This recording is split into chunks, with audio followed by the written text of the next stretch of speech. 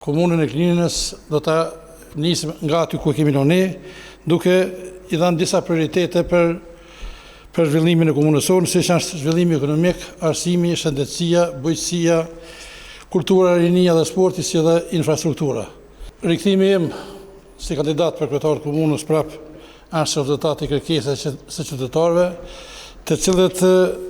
tashmë janë të vetëdijshëm për mundësitë e mia, të cilat I kam për të kthy këtë vëmendjen e komunës në shërbim të qytetarëve. Mbas një degradimi që është bërë deri më tani për të 8 vite të fundit, ata e kanë shpresën në mua se komunën e Kninës do ta nisim nga aty ku kemi ne, duke I dhënë disa prioritete për zhvillimin e komunës sonë, siç është zhvillimi ekonomik, arsimi, shëndetësia, bujqësia, kultura, rinia dhe sporti, si edhe infrastruktura.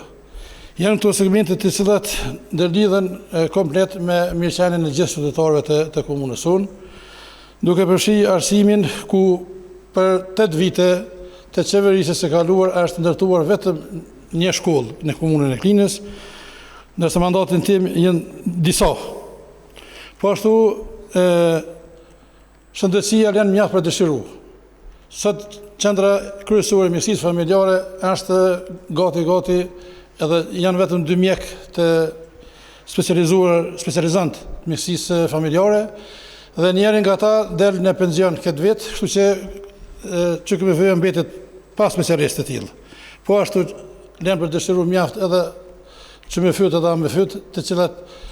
nuk kanë trajtimin e duhur as higienik, po edhe mungesë të mjekëve në për këto qendra. Bujqësisë do t'i kushtojmë një vëmendje të veçantë në rritjen e subvencioneve për fermerët tanë, të cilat janë bujqë të mirë dhe kanë nevojë për një mbështetje, ku nga dhënia e serave deri më tani, të cilat kanë qenë 1 orë, ne do të shkojmë deri në 5 orë, sa është na lejuar me ligj për fermerët tanë. Faleminderit. Kjo ishte koha